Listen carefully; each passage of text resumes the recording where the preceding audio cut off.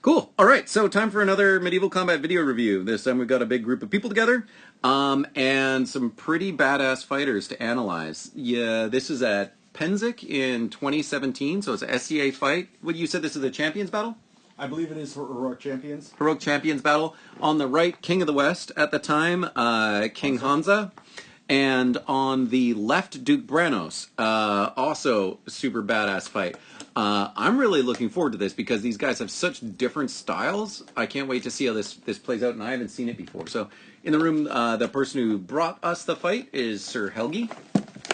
Howdy. And we've got Sir Augie. Did you say hottie or howdy? Yeah, I think he just corrected me. Hottie, I'm a hottie. Hottie. I go by Sir Hottie instead of Sir Helgi now. He does now. Can we edit this stuff out in post? You know, I'm going to post a Kaid real quick. We could. We also have Sir Augie the Hottie. We have Caradwin, Rowan, and Finner, and Lynn. Hello. Yep. Okay, so the way that we've learned to do this by popular request is to not immediately jump into analysis, but it's like frame by frame. So we'll let the fight run. Both right-handers, both center grip shields, both similar length swords, similar height, similar build. Both very fast, and they both have thrusting tips. So it's a pretty evenly and balanced match. One of the things that I love about both of these guys is that how they talk about footwork. And this fight to me is really about is a match between footwork, right? Brannos' style is he likes controlling range and then uses short jabbing strikes to take advantage of his opponent. And by controlling range, right now they're doing this pattern back and forth where there's a push and pull, and this is one of the things that Brannos talks a lot about in his fight, in his description of fights, moving forward, moving backward, and how that creates pressure in different places for against your opponent and how they react to it. Now, Hansa, when he talks about it in a very, very similar manner, right? He's talking. He talks about footwork in terms of, positioning and creating an invitation for someone to step into the position they actually want to be in. Consequently, causing them to do the work that it is necessary to get them in the position that Hansa actually wants them in. And this goes back and forth. They're doing this pattern where they're right there, little push. See how they react. And we get a nice block there, and this is the first blow that lands in this fight. And is that on knee? Go ahead and play it because.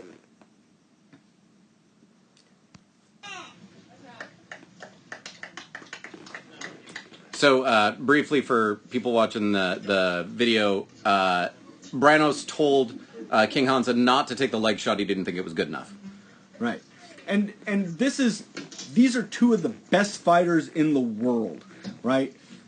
You know, Brannos doesn't want a sloppy victory. He wants to convince his opponent that he's dead, right? That he has been struck in the leg, and this is the height of prowess in my mind, right? Brannos knows he can hit him better than that, and he's going to try to do so. So at this point, who do you think's in control? Both of them. Yeah. It's a push and pull, like Helgi was saying. Yeah. So like. Push and pull. Well, so I'm looking at it, and actually I think Hans is more in control, or Hans is more in control of the fight. Well, Brannos is keeping that range. Hans is definitely being more aggressive as far as the shots that he's throwing. But it doesn't necessarily mean that the person who is aggressing is necessarily in control. No, but if you watch him, Hans seems to be, he's always got the trigger ready. Ready to fire, you mean? Yes. So that right there, if you look at it, I see what you mean. Yeah. So, and I would love to talk a little bit about this. So right here, what you were talking about, I think we're right at this point. a little before that, yeah. So it looks like Right King Hansa is ready to fire.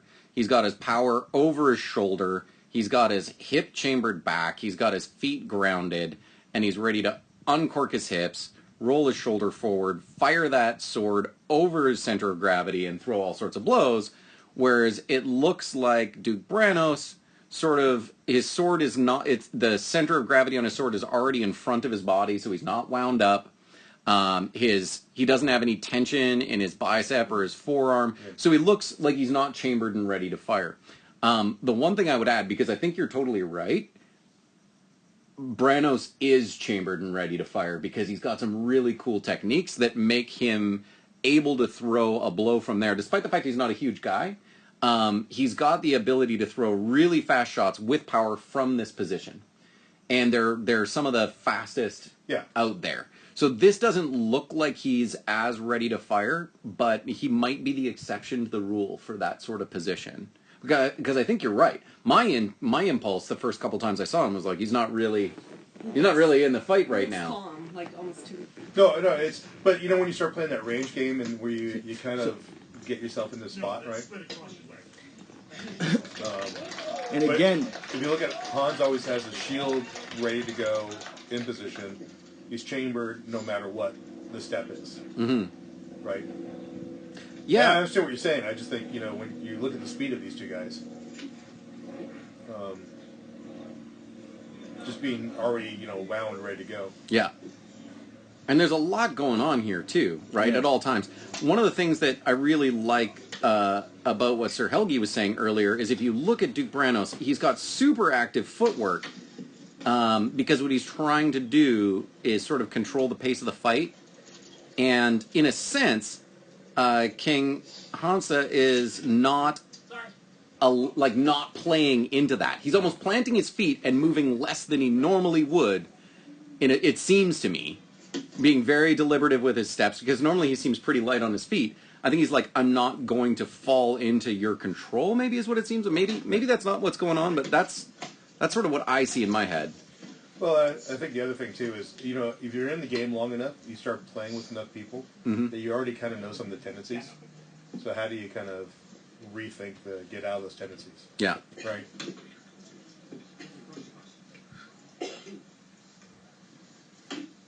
Because I find that, when we go to fighter Marshall's practice... doing a good job.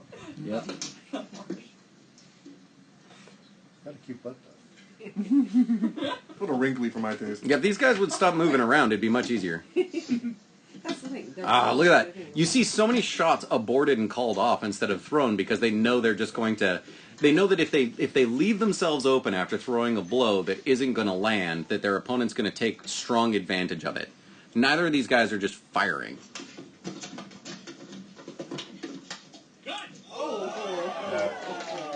And see that shot, when you watch that shot, that is the shot of the caliber of blow that we want, that these two fighters want to see, right? Yeah. When this final shot lands. Sorry, just get to that spot. So this is the beginning of that shot right here. And Hans is already powering up for it. He knows what he's doing. But he's also changing the angle a bunch as he throws it. Yeah. And when it hits, you will actually see there is force being transferred into the helmet. You see the helmet move, right? This is that indicates that there's power being transferred. I mean, and that is a very telling blow. And that's why they both, earlier in the fight, they both landed a leg shot on each other that they decided wasn't adequate enough, right? Right. But you kind of go back to that conversation of space and time, right? So as they get body to body, they push against Hans pushes against the shield, which forces them back a little bit to create that space and the time to get that shot in. It's a really nice move. So here we are back towards the beginning of the fight again, and you can see them both they're really testing each other a lot. Hans is changing which leg he has forward, changing his stance. Duke Brannos a little bit more, I don't want to call it static, but consistent in his stance and style. It seems King Hansa is more willing to shift where shield is, change where sword is, that sort of thing. Seems a little bit almost playful in that regard, whereas Brannos sort of has he's sort of got it ironed out to exactly what he wants to do. It's a nice combo, no matter what. Mm-hmm. And they've also got a really different guard. You know, Brannos generally has his basket forward, whereas it seems to me, you know, he's not so likely to be recovering his sword behind his body to generate power. And you see all these little motions. This right here, that right there is a fight. Right, that step, that range. Is he gonna take it or not? Shift the hips back, shift the hips forward, change range out. That was a whole exchange of blows right there. That nothing was even thrown. Absolutely, and this happens every 2 seconds for what, a 5-minute fight. And you can see some of the tension in Brannos' body, but he doesn't sort of cork as much as. Go back a second, and this is kind of what I was talking about a minute ago. Mm-hmm. Go back a little further. You'll notice there's that exchange, right? Hansa is already ready to go. As Brannos moves a little bit, he kind of uncorks and drops. Here? No, he'll take a side step right there. Yeah.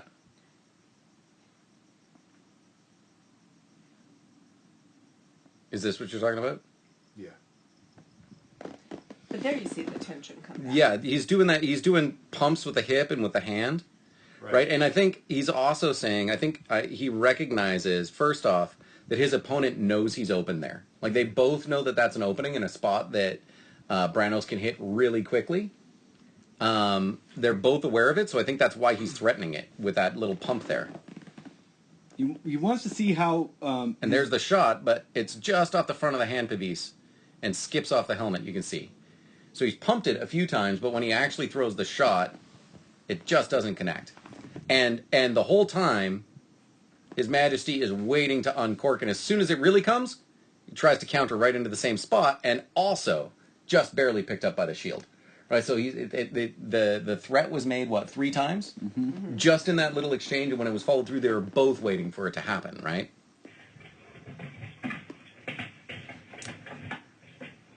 Oh, yeah, that probably was just a hair low, right? And then, earlier in another fight review, we were talking about blocking the legs by, instead of dropping the shield, dropping the knees. Yeah. So you see His Majesty drop here. The elbow comes down, sure, but look, he's got one knee almost on the ground to make that block. And in case that's a fake rising shot, he's also got his sword here to block against the head in case Brannos goes low and then high with the shot. And he's also corked to counter. Meanwhile, Brannos is leaned over and he's got his own shield pushed away from the camera to protect against any onside shot coming from His Majesty. And now he puts it into the space where, look at, he's actually opened it up and he's got the back of it towards the shield because he needs to smother that whole area where the threat could be coming from. Which is effective. And now they're both projecting in ways you can only do with a center grip shield to, I don't know what he's going to throw. He's capable of almost anything. So they both throw their shields up to smother those areas. And the thing is, Brannos is able to get his arm back just a little bit, drop his hips. Watch his hips. In this area, to get that leg shot, drops the hips, pulls them back, and look at what a different spot he's in to land that shot. And that's probably why after some discussion they decide that leg shot wasn't good, because it's a little flat, it's maybe a little low, and more importantly, even though he couldn't see, he saw a little hesitation from His Majesty, and then when His Majesty took it, he was like, oh, I can tell you didn't like that. So they talk about it and get back up. Right? Exactly.